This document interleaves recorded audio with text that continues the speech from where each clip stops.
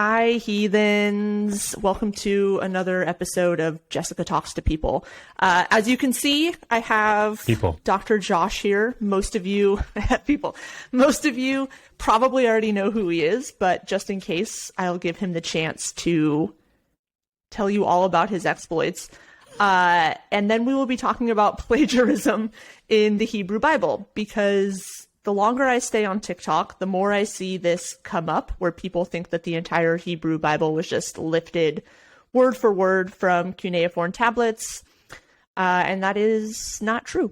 And actually, our friend Dr. Josh here is writing a second volume to the Atheist Handbook to the Old Testament, and we'll talk about that in the book. So that's what we're doing here. All right, Dr. Josh, would you like to tell the people about yourself in case they don't know? Sure. Tell them about your time at Johns Hopkins University. Yeah, I'll do that.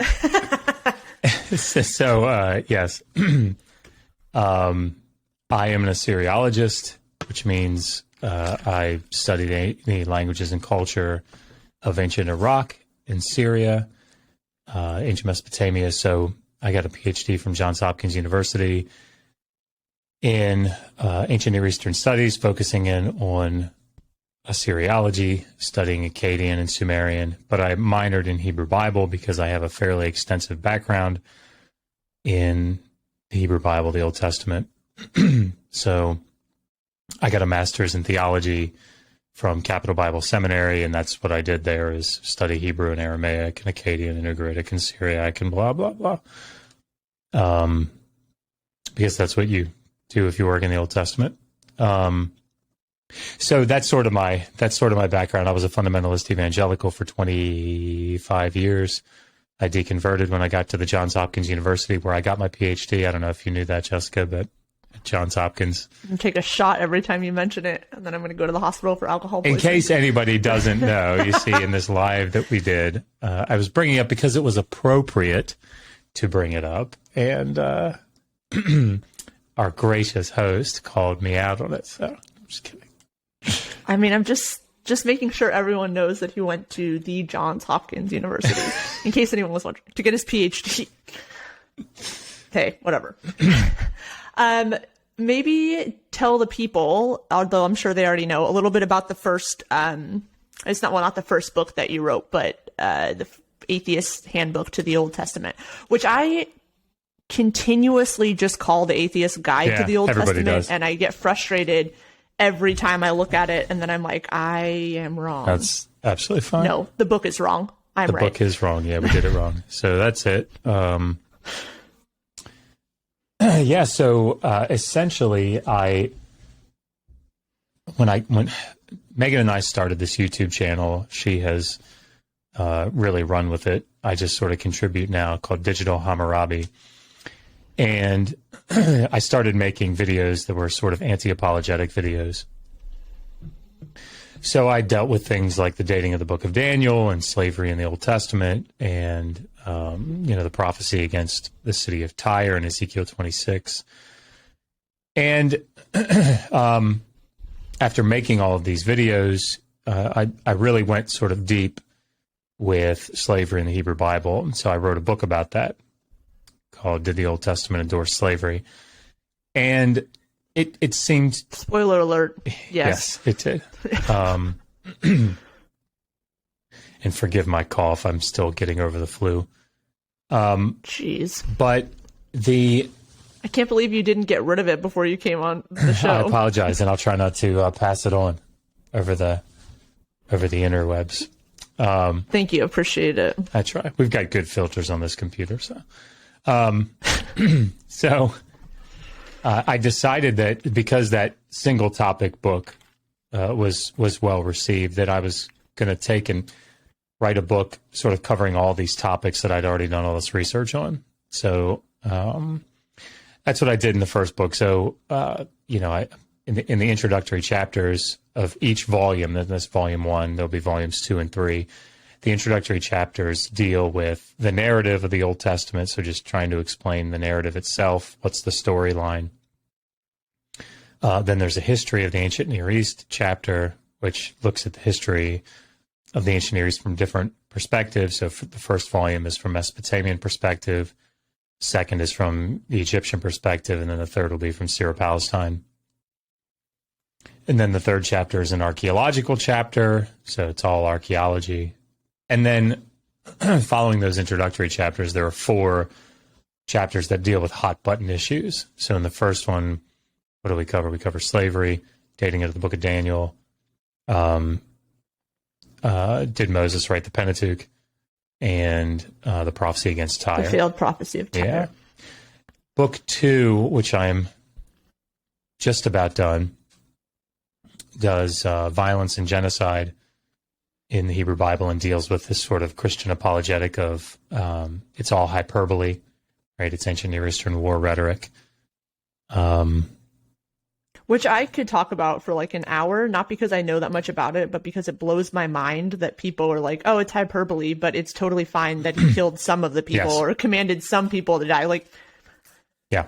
math ain't mathin', but okay. Yeah. No, I hear you. And then I have a chapter on plagiarism.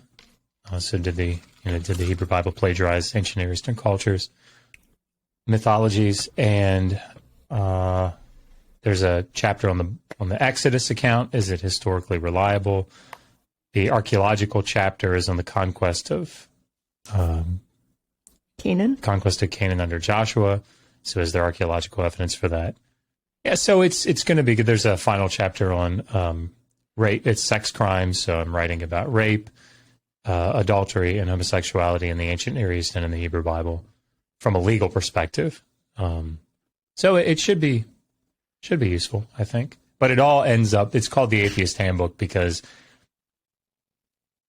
somebody very affectionately described it as a lead pipe for atheists to beat Christian apologists over the head with. And I didn't intend it quite that way, but I guess it sort of shook out that way. So Yeah, I didn't really put those two things together until I think I must have been talking to you one time and I said something like, I really don't understand why everyone is so vitriolic towards you because you're genuinely very nice and even keeled. So like when people come after me, I'm like, fair. But I like couldn't really understand it. And then you mentioned that like basically you've just given atheists a tool to just like beat Christians into the ground with. And I was like, oh yes. Makes sense. And it's exactly what I've used it for. So I don't know why I didn't put those two things together. I mean, I use it physically to beat them over the head. I mean, it's a large book. Yeah, I mean, it's definitely not intended.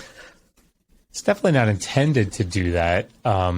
Really, the overall goal is for both atheists to read it and have justification. I think for their denial of these more fundamentalist interpretations of the Hebrew Bible. And hopefully, Christian apologists will read it and stop saying slavery's okay. That's one. Just please stop saying that. Those sorts of things. So, Anyway, yeah, I know that slavery. I mean, I think every slavery stream or like show that comes up you've been on, but it bends my mind that people in the 21st century are defending slavery. Yeah. Like it wasn't that bad. Yeah. Or like it was the good kind of slavery. What kind is that? Whatever that means. Like the kind where like, have you been a slave? Was it good? Did you enjoy that? Your time as a enslaved person? It's just bizarre. Okay, you know what? I'm just gonna bypass that. So because we have other things to talk about. Other things. Okay, other things. Plagiarism. So my questions are kind of broad and sweeping, so please feel free to take it in whatever direction you see fit.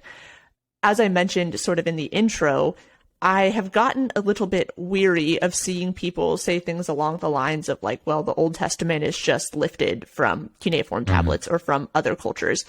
And I think what gets lost in that rhetoric is the fact that is nuance. And the fact that culture shared stories depending on the winner oftentimes, or just memory, or as a way to try and explain things that had happened to make it make sense. And I think sometimes it's very hard for us in the 21st century, which I just said, to wrap our brains around that type of thing because we have access to so much more information and technology and all of that. So I guess maybe a good place to start would just be, are there stories that are largely lifted from other cultures or other people groups even? And then maybe talk a little bit about story sharing across cultures in the ancient world. Yeah, maybe the best way to come at this to answer those questions is to talk about the movie "O Brother, Where Art Thou?" Have you seen that movie? No. Have I seen any movies? No. Okay. Or the movie Clueless. Both of those movies are based off of books, older books, right? So, for example, "O Brother, Where Art Thou" is supposed to be based off of the Odyssey, Homer's Odyssey. Very, very loosely. It makes me wonder if they actually read the Odyssey, but nonetheless. Probably not. And I think Clueless is based off of Jane Austen's Emma. And if you know... The more you know. If you know the story, the Odyssey, for example, when the three men, hear this singing through the woods, and they walk down through the woods, and they come up on this stream, and there are three beautiful women there that have alcohol, and they're singing to them, and they seduce them. Sirens. Yeah, you notice it seems an awful lot like the Sirens, right? Of course, it doesn't really play because the Sirens. But anyway, it doesn't matter. The point is that is that lifting. Would that be plagiarizing, right? And the answer is no, because it's utilizing a very specific theme, and actually I hear a particular motif, to rework into a new, a new creation. I'm just trying to think of a better word than that, and I'm just not coming up with one. A new piece.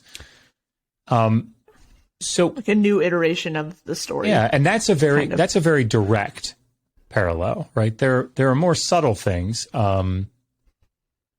So there are motifs of that you can find throughout modern literature, or direct usages like I think we were talking about this before the stream started. Eminem, the rapper Eminem, is the example that I always like to go to. He has a song, "Remind Me," I think is what it's called, and it utilizes Joan Jett's "I Love Rock and Roll." So much so that I really like that your knowledge of Eminem is like far better than mine. Well, but I mean, I'm pretty cool. So, so that's what all my friends say. That's what my mom told me. I asked all three of them. So my mom said I'm really cool. Yeah. So, he's utilizing something that is known to the audience. This is the key. He's utilizing something that is known to the audience to make a different, sometimes larger point, right? And this is a pedagogical approach that we use today. You go from the known to the unknown, right? We do it all the time. So this is what's going on in the ancient Near East. If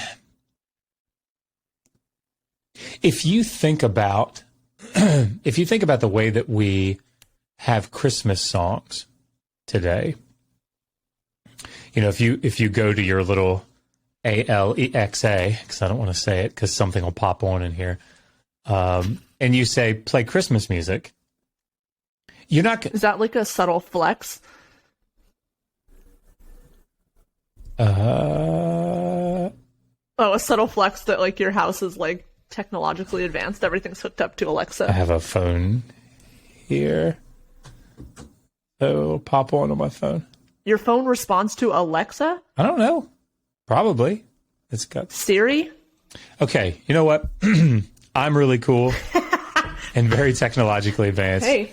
Leave me alone. So, God, now I'm derailed. What was I talking about? That's how I operate. You were talking about Eminem. Yeah, but I was going somewhere else. Oh, Christmas music. And you were saying, oh yeah, Eminem, Christmas music, hand in hand. So if you say play Christmas music, you're not going to hear a whole, list of brand new music, right? All these new Christmas songs. That's not going to happen. You might hear one or two each year, but they're probably more than likely not going to be brand new, completely new written songs. They're going to be either the classic, Frosty the Snowman or Jingle Bells or what it's going to be, those same classic songs that we've heard for the last 50 years, or it'll be remakes of those songs. And not all of them work, right? There are only a few that actually catch on. Why is that? Don't we like new music? Don't we like to hear new things? Well, yes, but in certain contexts, no. When you have this sort of tradition, when you have this thing that's carried on ritualistically, you tend to want stagnation, right? You want consistency. You don't want somebody to come in new and fresh. This is why people in churches fight all the time about the music, right? Because all the young kids come in and they want, they want a guitar and they want the drums. My God, I sound so old. Oh my God! Not the guitar and the drums. Right, but this. Oh my God! These are the churches I grew up in, right? Highway to hell. Everybody wants the old hymns, right? How great thou art. Does anybody talk like that? No, of course not. But that's the traditional hymn. And that's what we want to hear because we identify that with this ritual, right? With this usually the more sacred, the event or the process, the less we want it to change. We want it to maintain that consistency. So this is what we expect it even today. And this is what's going on in the ancient Near East. That's a decent analogy, I think. So. They did not, first of all, there's not this idea, and by the way, Jessica, interrupt me whenever. I will. I'm picking up on that. So they're... It's taken this long? Yeah, I apologize. Shit. I lost what I was saying. Oh, something about tradition. Yeah, and liturgical value. That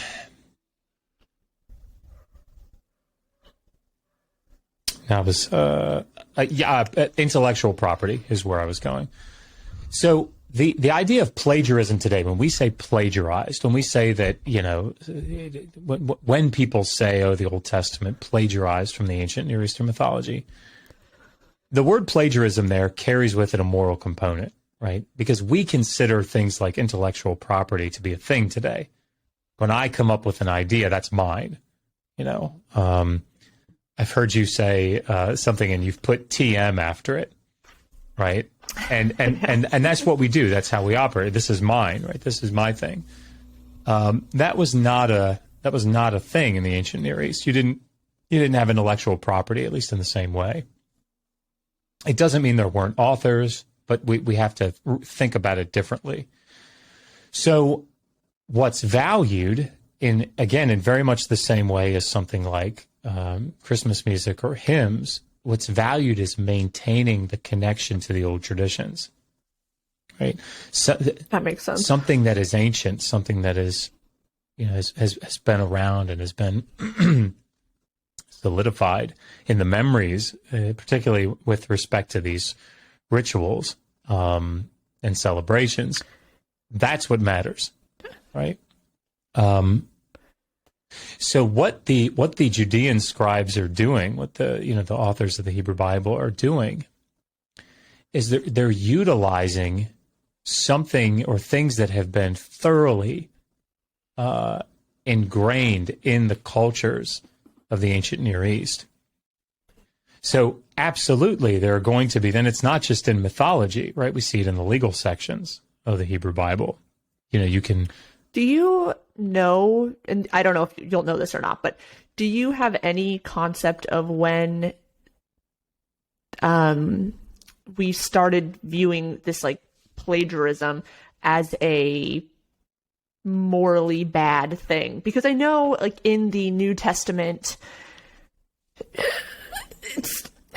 I don't even like to use the word plagiarism, but like, well, I guess it's not really plagiarism, but even like writing under somebody else's name, where we would say, oh, that's a terrible thing to do today, at the time was actually completely normal often. And for people that studied under a certain person, they would do it as a sign of respect because they learned everything from this other person. And so they sign it, whatever, I don't know, Paul. Now, I know that's not exactly the same as plagiarism, but nowadays we would consider that to be morally bad. Yeah. So I'm wondering if, again, I don't know if you would even know this, but just like any kind of sense of when it started being seen as morally bankrupt. Yeah, I don't. I think it's a more modern concept, but yeah, but that's the same sort of thing when you talk about something like the Book of Daniel being a forgery. Right, you got to be careful when you use the word forgery there, because forgery again carries this moral component, as we hear it today. So you just have to, as you said, you have to be nuanced when you talk about it. So, yeah, which is everyone's least favorite thing, of course. Okay, so thank you. Can we maybe talk about story sharing across other people groups that are not the Israelites? Sure, yeah. So one of the things that we have to recognize is, from a theological standpoint, we are so trained to think, I think, fairly myopically, right? I worship this God to the exclusion of these other gods. And so I worship Yahweh, or I worship Jesus, or I worship Allah, or and that's not really, the way that they thought back then, right? So each city had its own deity in Mesopotamia, for example. And this is a concept that carried over into the Hebrew Bible and ancient Israelite culture. So, you read passages like Deuteronomy 32 and Psalm 82, and you'll see that there's this idea of dividing up inheritance among the gods, right? Now that doesn't mean that they all of these divine beings were, had these omni qualities. We don't want to make that confusion, but it's just a very different way of thinking. We have to make sure that we understand that. So when you think about, if you place yourself back into, put yourself in the shoes of these Judean scribes, for example, that are in exile in Babylonia, right? They've been exiled, or they're returned. They've returned following the exilic period. What are they thinking? What's going through their minds? And you can see this outside of the Hebrew Bible. There's this concept of, when my city gets conquered, it's because my God, my city God, allowed it. So you'll see stories in Akkadian literature, for example, where Marduk gets, Babylonia gets conquered, and Marduk gets carted off to Elam, and you can't say that Marduk was defeated. Obviously, he was. Marduk's he's the man, the myth, the legend, right? He can't be defeated. So Marduk was angry and left, right? So I know this isn't the same story, but this is like kind of analogous to the story that we see on the Meshes Stele with Chemosh and letting sort of the city be oppressed by the Israelites. Yeah, and I mean, you see it in the biblical text, right? Right. I mean, Ezekiel, talking about Yahweh leaving, right? Well, why? I mean, it's because, now they've been taken off into exile. It's not that Yahweh lost. It's not that Yahweh was defeated. It's that Yahweh is, he's gone away. Well, they had to make sense of this Exactly. unfortunate happening somehow. Exactly. I mean, we do lots of mental gymnastics nowadays too, just not in the exact same way. Yeah, of course. I mean, why did, so-and-so relative die, even though they were a really good person? And, it's not that God is weak. It's not God that, couldn't. He had a purpose, right? There was a reason that he allowed that to happen. And we do the same sort The whole house burned down, but the Bible was saved. Yes. So yes, that's very important. RIP to the rest of those bitches. Yeah. But this is really I think this is really the fundamental point. So when we come to thinking about these Judean scribes in exile or in the post-exilic period, they've been defeated, right? They've been taken captive. And so there is this idea of utilizing, trying to make sense of this. So when we read things, for example, in the Psalms, several Psalms that seem to pull very directly from Ugaritic texts, and Ugar is a place on the coast of the Mediterranean, just north of Israel. It's a Canaanite city, and we have these tablets that are written in a cuneiform script, but they're alphabetic, and they talk about the god Baal and the god El and the whole pantheon. And again, it's a Canaanite pantheon. It's where, the Israelites, very similar to what the Israelites worshipped. And you have definite connections between these Ugaritic texts and what we see in several of the Psalms, sometimes very directly. Yahweh is called the rider on the clouds, right? Or, described that way. And this is an epithet of Baal. And so what is it that they're doing? Well, they're saying not Baal, right? It's utilizing that characteristic, that epithet that power that's being attributed to Baal, and saying, but it's not him. It's actually our deity. Right, that is the one that's powerful. Our guy did it better. Yeah. And the example, my dad's stronger than your dad.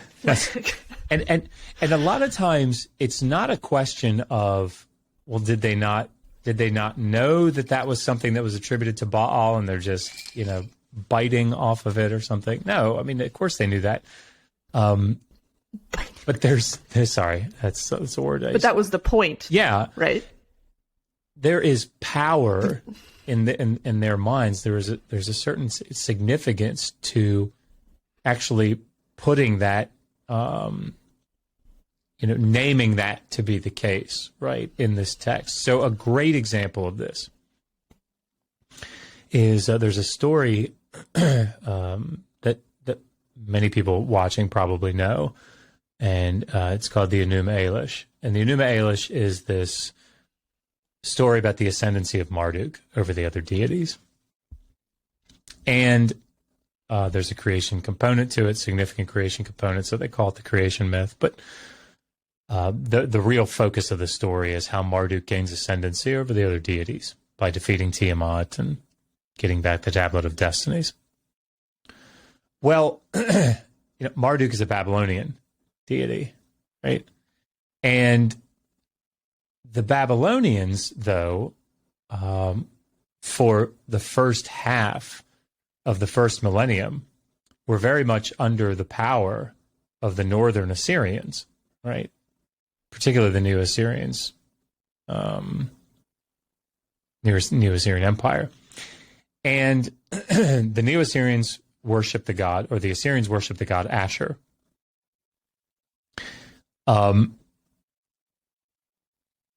But there was never... Is that any relation to Asherah? No. Or is it just totally different? No. Sorry. Boring. Yeah. No, it's not your fault.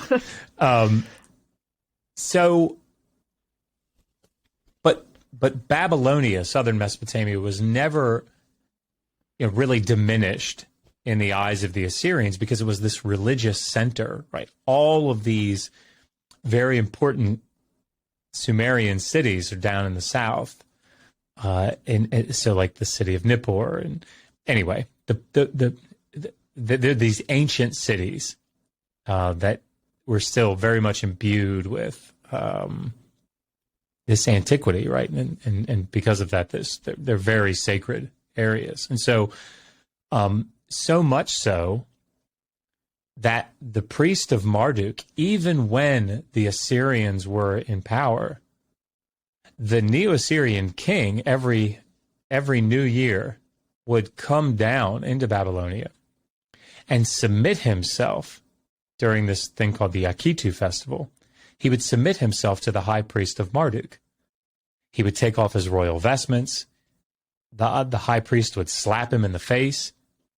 Why? It was to show, because Marduk was such an important deity, even though he wasn't the main deity. He was, over. Was he the god of slapping people in the face? Like, I don't. No, it's sort of complex, but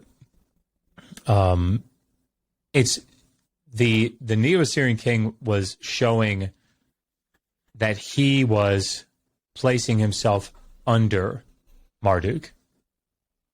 And the high priest of Marduk, of course, represented Marduk in that, in a very real sense. And so actually it was a good omen if the king cried. It was a bad omen if he didn't cry, and so he would cry. Sounds extremely healthy. Yeah, but the point is that, and not weird at all. There's actually a very old video on our channel. If you Google or if you YouTube Digital Hammurabi Akitu, Akitu, it's one of the first that I did, and it ends with man, how did I say it? I don't know. I said something like, I'm kind of close to the camera, and I say, what a way to ring in the new year. And I had my 8-year-old at the time slap me in the from the side. And I had this really clever line. I can't remember what it is now.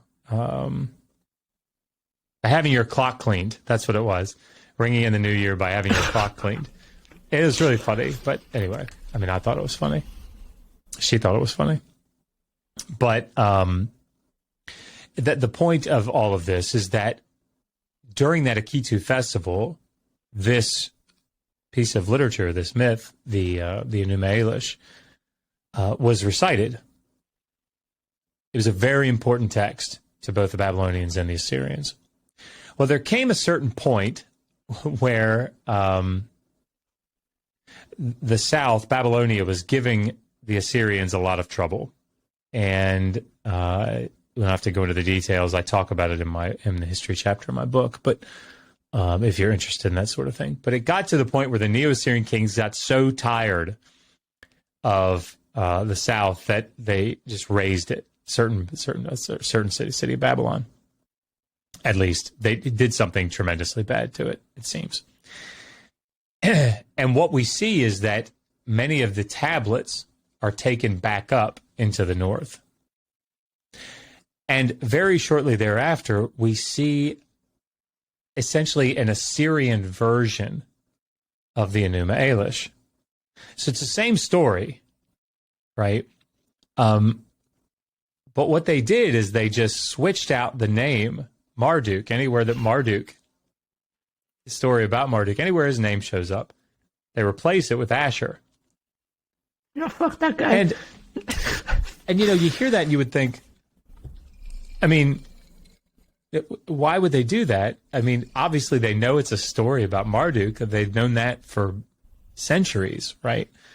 Why would they do that? Well, because there's power in just replacing the name, just having it in there as your deity. And so this is the sort of thing, we wouldn't call that plagiarism, because again, this idea of intellectual property doesn't exist. They're utilizing it because it imbues it, it does something to reality by making that connection. So this is the sort of thing that we see, at least the idea behind it, in the ancient Near East. I don't know if that answered your question. I forgot what my question was, but I'm sure it did. I guess so. In the Hebrew Bible, then, in your opinion, which I'm sure you'll answer in depth in your book, what stories do something like this? And how do I phrase this? So which of the stories basically do what you just said? And then if you know them, what were the original stories? And not like you have to go into detail, Sure. but like where did they originate? I'm trying to think of an example of... Well, the one that comes up very frequently, the flood. Yeah.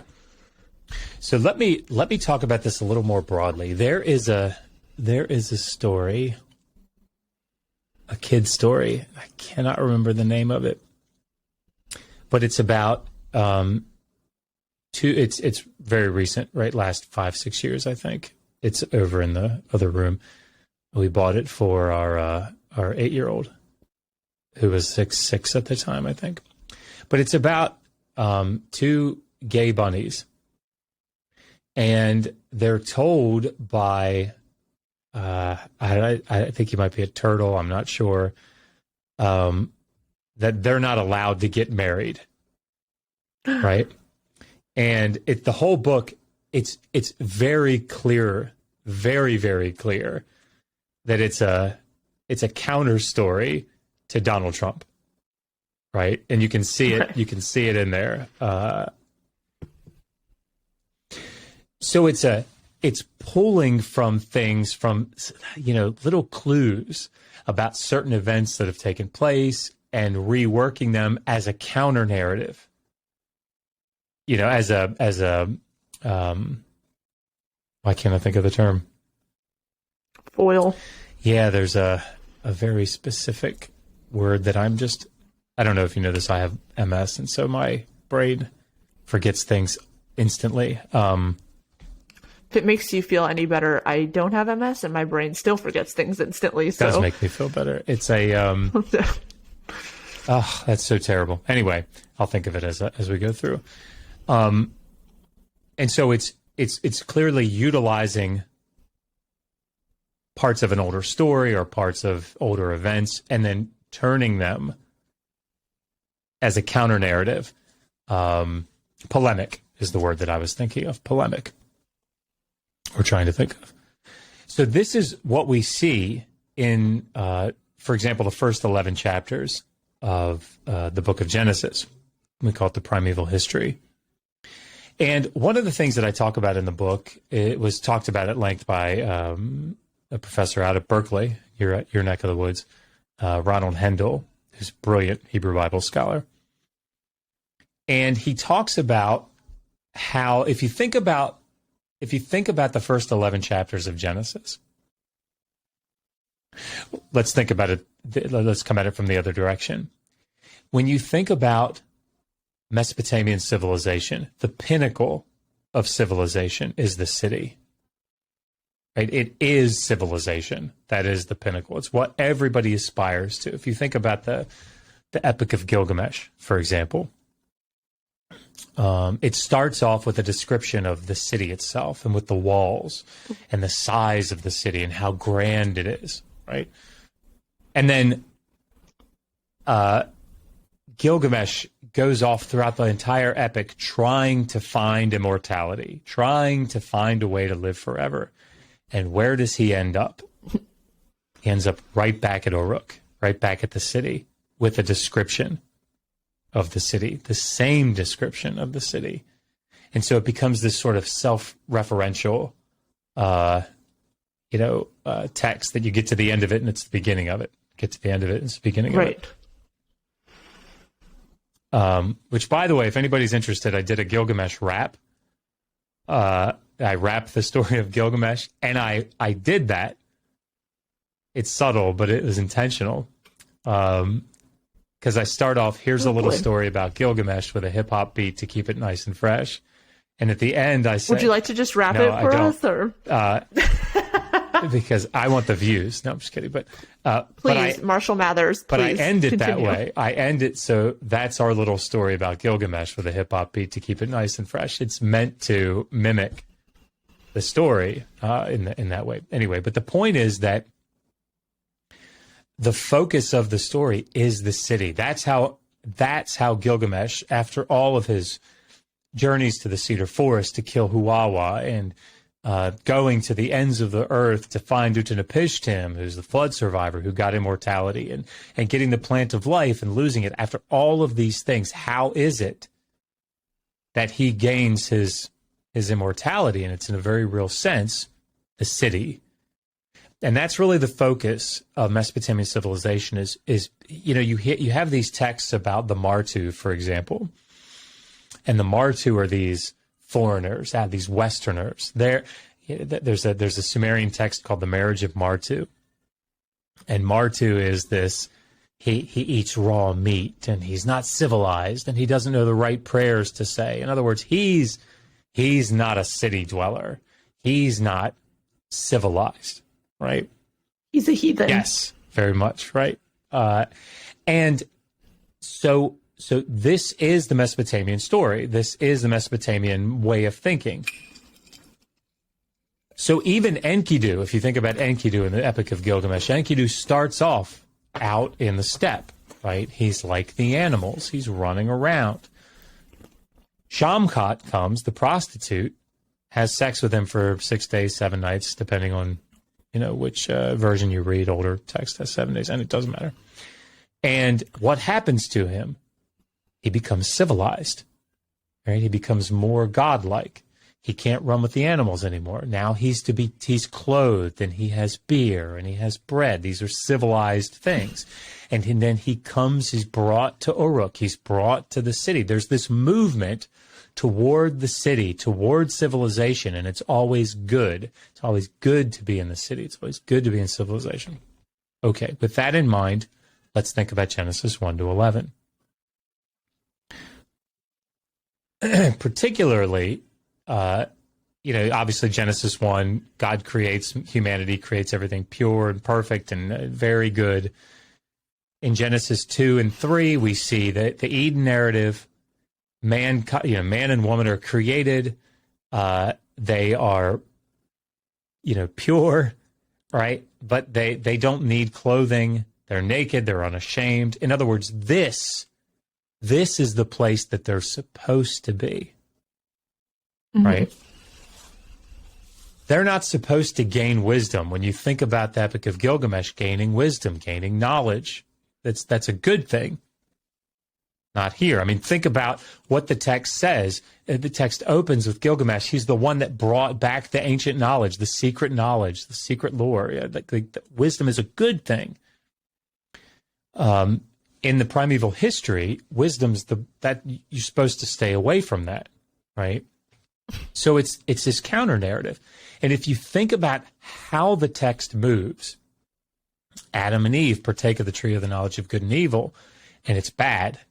They get this knowledge and it's bad. Now they have to be clothed. Now they're coming close to society, right? They're coming close to civilization.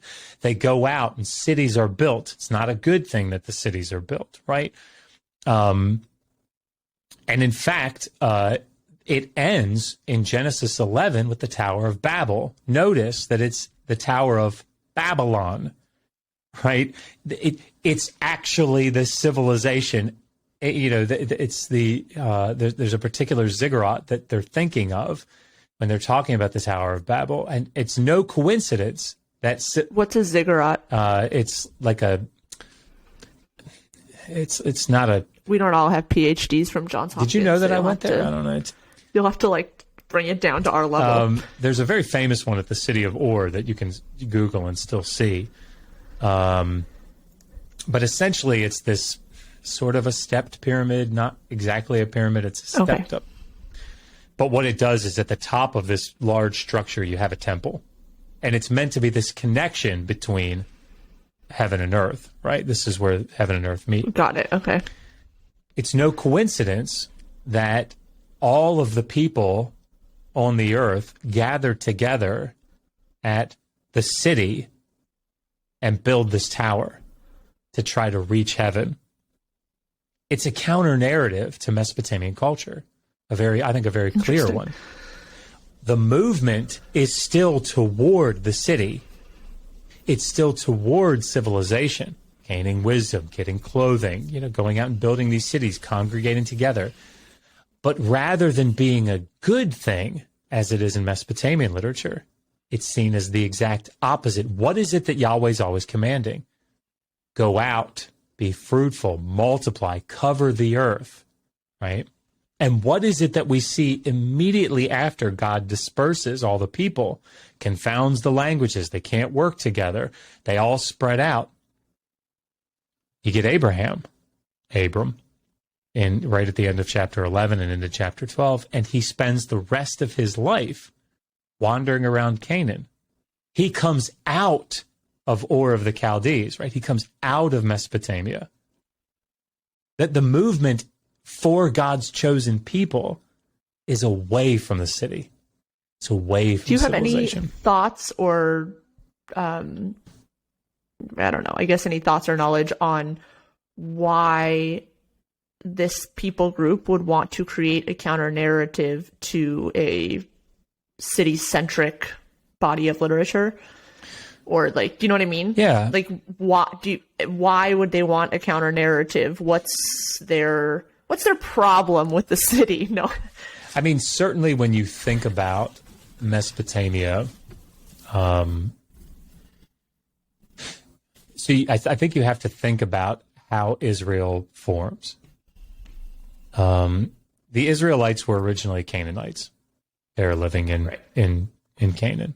And, we could talk about, is there a contingent that comes from Egypt, or is there a contingent that comes from the south, from Edom or something, and brings Yahweh worship? Those are all interesting questions that I don't know how much we can get at.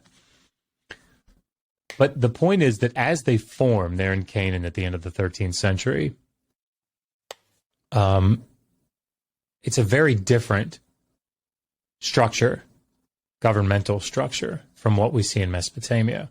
It's very egalitarian, and I think, and again, I haven't thought about it from that particular perspective. So these are just my musings here. I think that as you see who were the dominant powers, right? Religiously, traditionally, militarily, you have Assyrian Babylonia off in the east. You have Egypt down in the south. And of course, if you think about the time that the Hebrew Bible is probably being brought together, you're probably talking about an exilic or a post-exilic period, right? Of course, that's all debated. But I mean, this is when the new Babylonian Empire is it's at its height, or after it has just waned and the Persians are in power. So I think that it's very complex. Obviously, if you think about how scribes learned their craft, there's an awful lot of Mesopotamian influence. Like we have a tablet. Anyway, we don't have to go into all that, but there's a lot of Mesopotamian influence just in general. And so I think that given the fact that you see Dumuzi worship in the book of Ezekiel, right? And Dumuzi is obviously very, very much a Babylonian deity. Obviously. Sorry. I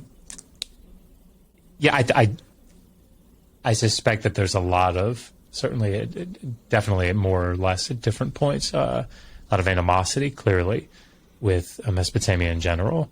And some people have argued that the reason that you see, that's probably that's probably going down a rabbit trail. It's too late now. No, it's all right. Because it was about Abraham coming out of Ur of the Chaldees. I think we've made the point sufficiently. We can keep talking about plagiarism if you want, because I can talk about the Anzu myth to sort of show how it works in practice. I have no idea what that is. Okay. So, sure. Whatever you want. All right. Try to keep an eye on the time. I know you don't want to go much longer than an hour on these. Well, it's not. So I have no problem with going over an hour. I was trying to be respectful of your time because I know there's a lot going on that end. Probably need to go probably around an hour just for. Yeah, that's fine. For dinner preparations. But quickly, because I think it's important for the audience to see how it works, so that when they come to the Hebrew Bible and they see Genesis 6 through 9 very clearly, I think utilizing the flood stories of Atrahasis and Gilgamesh, Tablet 11, that it's not that they're plagiarizing. It's not a lazy pulling and copying and, well, we don't want to come up with our own shit, so we'll just use yours. That's not what they're thinking. They're actually being incredibly creative. So there is a story from the early second millennium in Akkadian called the Anzu Myth. And the Anzu Myth is a story about this bird called the Anzu bird. And he steals something called the Tablet of Destinies. And the Tablet of Destinies is a very important, it's a very important tablet that controls reality. Whoever has it can control reality, in a very real sense. Seems reasonable. So he steals it from the senior god Enlil, and different deities are asked, major deities are asked to go and to fight Anzu to get it back. And they all say, no way, how can we defeat the person or the one who holds the Tablet of Destinies? So finally, this god Ninurta agrees to go. And there's a major fight, major battle between the Anzu bird and Ninurta. They're fighting, and it's a big struggle. And Ninurta pulls out his bow and shoots an arrow at the Anzu bird. And the Anzu bird, holding that Tablet of Destinies, says, arrow, go back to your thicket. And it does. And it goes away from him because he controls reality in that sense. So Ninurta is defeated, right? The god that's the ultimate winner here in this myth is defeated. And so he sends his mace. He has this mace. He sends it back to the god Ea to ask. The mace's name is Shar-Or, and he asks Ea, how do we get Ninurta to defeat the Anzu bird? And Ea comes up with a trick. So the mace goes back and he tells Ninurta the trick. So Ninurta gets in another battle with the Anzu bird. And when the battle is at its height, the Anzu bird lowers his wings. And when he does, Ninurta takes a sword or a dagger or something and cuts off the pinions of the Anzu bird. And the Anzu bird takes that Tablet of Destinies and says, feathers, return to me. And at that moment, Ninurta fires an arrow because the fletchings on the arrow would have been feathers. So when he says, feathers, return to me, it also brings the feathers of the arrow and it kills the Anzu bird. Very tricky. So, okay. What do we see in this story? The main deity, he doesn't volunteer to go. He's asked to go and he agrees. He loses against the god, the one that holds the Tablet of Destinies, and has to, in order to win, ultimately has to use a ruse. Okay. The later text of the later second millennium, the one that we've been talking about, the Enuma Elish, utilizes very clearly, this is undisputed, utilizes the Anzu myth. There are definite blind motifs, there are themes, there are actual parts of the story that are taken and reworked clearly into the Enuma Elish. And this isn't debated. No, this is not debated. Pretty widely very widely accepted. Okay. And so you see the connection when you read it. Now, again, I talk about these things in the book. I talk about specifics in this chapter, how they're connected. But once you see that connection in the second version or in the second volume, right? Okay. But once you establish the connection, then the key is to look for the distinctions. What is it that the later text is doing, reworking the earlier text? And why? And why? So a couple of things. Marduk in the Enuma Elish, when you read it, Marduk volunteers to go, right? And sorry, I got this backwards. It's not major deities in the Anzu myth that are asked to go. They're minor deities that are asked to go. Okay. In the Enuma Elish, it's major deities that are asked to go. And they say no, and they run back in fear, including Ea. So, I mean, like An and Ea, I think, are the two that are supposed to go. I hope I'm not misremembering that. It's been a little bit since I read it. But none of us will have any idea, so... But the point is that even these major deities, these senior deities, couldn't defeat Tiamat, couldn't go fight against the goddess. Marduk volunteers to go. And there's the one that's holding the Tablet of Destinies in the Enuma Elish is not the main deity that needs to be defeated. It's one of these monsters that she's created, her consort, Kingu. Kingu has the Tablet of Destinies. So you would expect that as Marduk approaches, he's going to have to do a major battle, because think about Ninurta. Ninurta had to, the person that holds the Tablet of Destinies, what the hell? Like, Marduk's approach, his approach defeats Kingu. There is no battle with the guy that holds the Tablet of Destinies. His mere approach renders him completely defeated. So you read that. So then, sorry, go ahead. So then the Tablets of Destiny don't control reality, apparently. Not when it comes to Marduk. That's how powerful Marduk is. That's the message, right? There is no battle. He doesn't need, and so when you think about it from that perspective, and there are many more distinctions that theologically develop to show Marduk not only to be the new Ninurta, but the new and improved Ninurta, the much more powerful Ninurta. So then when you come to things like Genesis 1, for example, and you see these echoes of the Enuma Elish, for example, the word for the deep in Genesis 1, the Tehom, I think it's in Genesis 1, 2, or 1, 3, I can't remember which verse it is. It's a cognate of the word Tiamat, who is the... Interesting, right. But the whole thing has been demythologized. There are no monsters for Yahweh to defeat. He just speaks, and it's done, right?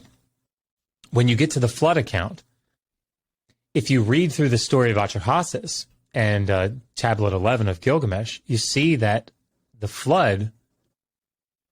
It's an evil thing that's brought by Enlil.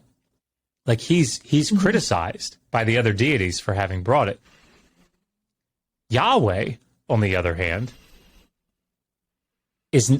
people deserved it. Absolutely deserved it, right? Yeah. Every thought of the intents of their heart were only evil continually. Yeah, me too. So, but this is the counter narrative. This is the polemic, right? This is the Judean scribe making this connection that would be a very clear connection, I think. Some cases more subtle, whatever.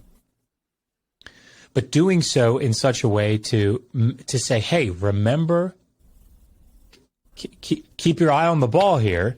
Think about. You're drawing in these aspects of this older story, but now that you're there, now that you've got that, watch me rework it. And so I think that's an important thing to realize. We don't want to just say that they're lifting it; they're pulling from and reworking for their own purposes these mythological texts. And so the point of them doing that is just to I guess, prove that Yahweh is more powerful than these ancient absolutely. deities or older deities. Absolutely. Okay, well, we're about to hit an hour, so I don't want to hold you over. Thank you very much for being here and for chatting with me. My pleasure. Even though, never mind. So maybe, do you want to tell people where they can find you and Megan, and plug anything you would like to plug? Yeah, sure. Thank you. So we're on Digital Hammurabi, Hammurabi. That's our YouTube channel. Megan set up a website, digitalhammurabi.com. If you're interested in buying any of the books, you can just go to Amazon and type in Joshua Bowen, and they'll all pop up. We have a scholarship fund that Megan runs to provide PhD students with funding during the summer when they don't have funding, and it's all crowdfunded. She's got a nonprofit set up, so all the donations are tax deductible. Where do the donations come from? I'm just curious. Is it just random people, or is it like all of our, like, they're all fans, I think, at this point of the show. Interesting. Eventually, Cool. I think she plans to reach out to universities and say, we're going to funnel students your way. Because that's the beauty of channels like yours and ours, is that we're making what has been sort of this niche, ancient, like ivory tower only. Yeah, and we're bringing it to people that are incredibly intelligent, but just don't have experience in in these areas. And I think it's very clear. I mean, I feel like I see it at least a couple times a month. People will contact us and say, I'm going to start, working my way into grad school, studying this topic because it's so interesting. They say it more to Megan because Megan, it's a lot easier to look at, I think. But, yeah. So, that's how they can find us. Cool. Well, I think that's it then. Awesome. Thank you. And I'm sure I'll see you on YouTube sometime soon. Excellent. Thank you for having me. All right. Of course. Bye, you filthy heathens. See you next time.